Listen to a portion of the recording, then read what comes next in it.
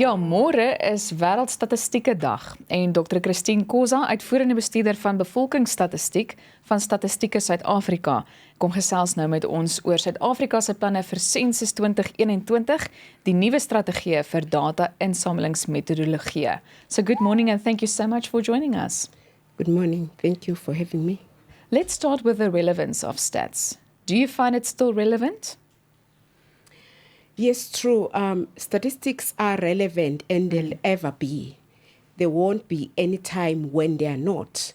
Even though now we have the advent of big data, we know that still there are issues with administrative records, like we have the population register here, and we have your births and deaths, statistics, your adoptions, and everything from administrative data. But really, we are not making sense because there are those that are selected for administrative records. What about those adoptive effect that we get from censuses where, as a grandmother, I would say my grandchildren are also my children in the African culture. But besides the case, my sister's children, when she's deceased, they are my children. These are adoption effects of data from censuses. But on the other side, the event occurred. I was born, I died, I got married and stuff like that. But now they are both, together making sense. But one of them wouldn't make sense that much.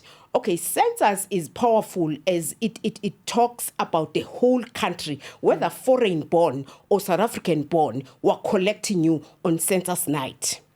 But yes, we have to agree that there are shortcomings. In the case of the democratic censuses, the 3 time series census that we had 1996, 2001, and 2011.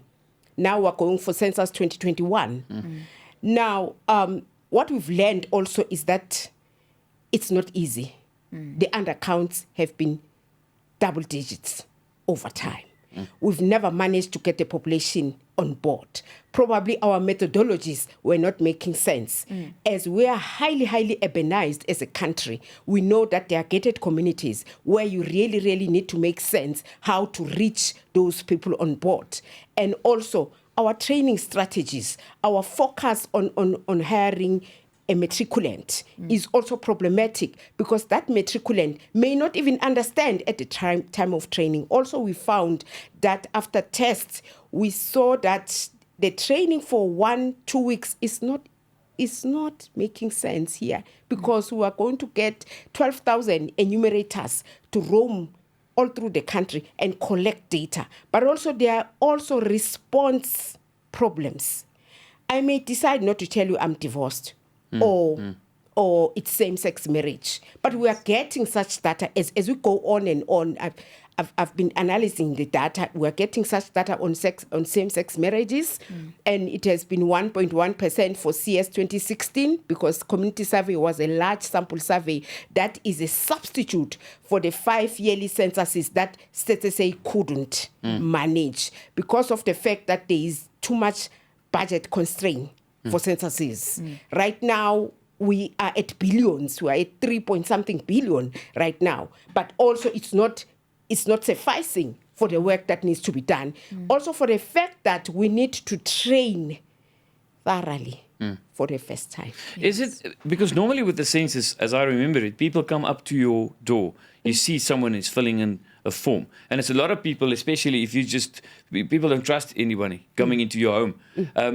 Are you going to use technology also more like, everyone's got a cell phone, whereas you can just fill in the details on your cell phone, maybe, or on the internet. Are you going to use more technology with the census? Yes, we are moving towards mixed mode data collection. Okay. And we have started already with the tests.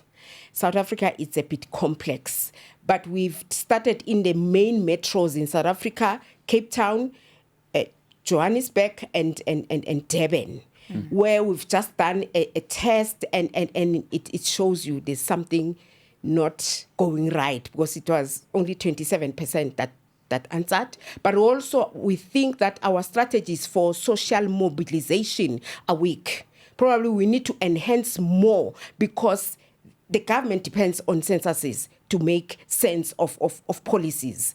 And also for the fact that we have to project the population from censuses, and we give the media population estimates based on that. So it is of paramount importance for us to do social mobilization this time around. And this is the 4th census. Really, we cannot also go wrong. We need probably to upgrade the status of the enumerator. We need somebody who has some certificate plus and not the matriculant anymore.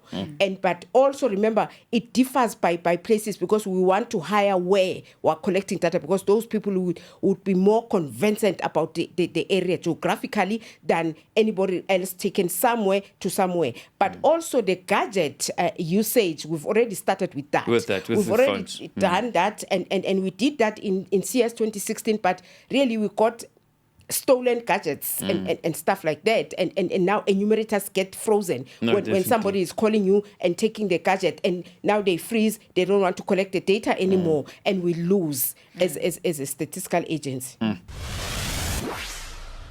We've referred to technology in the earlier part of this discussion. I want to ask you, what are your expectations in terms of the cooperation from South Africans and these census recordings? For the first time, we are asking South Africans to come on board, understand that the only data sets that make sense in this country are census data sets, because we can provide such data up to what level. If you want at a numerator level, then you have to ask and come to us. We give you such data, but no other data can be provided at such lower levels. Even the administrative data that we get from Home Affairs, you name them, your births and deaths. Yes, the event occurred, but we can provide up to district level, not even municipal level. Then it gives you a problem. But also there are issues that we have between the administrative data records and census records. One, there is misreporting on the other side. And the other side, the event occurred. But also, even if the event occurred, there's also adoption effects with the births that are reported on the other side. Because the mother that is reporting the child may be the grandmother, given the HIV/AIDS issues, the fact that mothers were gone, and then you find an older grandmother reporting a baby, then it tells you something went wrong. But also, the census data that we had, the time series census data, showed us that we somewhat lost some school-going children. That trend is shown, and it's telling us that probably we lost an opportunity to analyze the impact of the HIV effect on our younger adults over time, especially women, because now, for the first time, mortality was linked between the mother and the child. The child may follow the mother, or the mother goes first.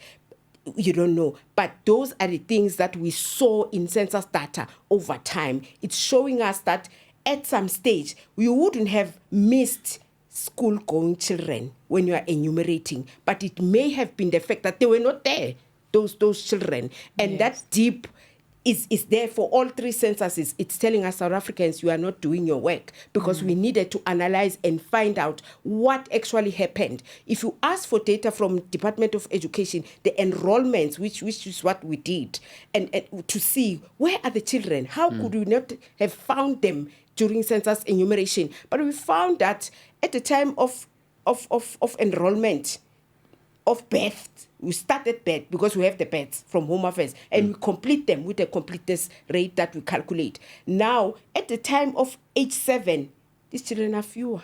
I don't think they may have migrated to other countries. Of course, people migrate with the overall household, but that the Black Africans don't even migrate to other countries. Then where are the children? So it tells us that census data are useful, but also even the councillor, they need to help us on board to get the data, because if you are a councillor for this ward, I'm giving you the household, the dwelling units, and the people that are in your ward, then please help me police the people who do not want to respond to statistic questions, because it's all about people who are starting businesses.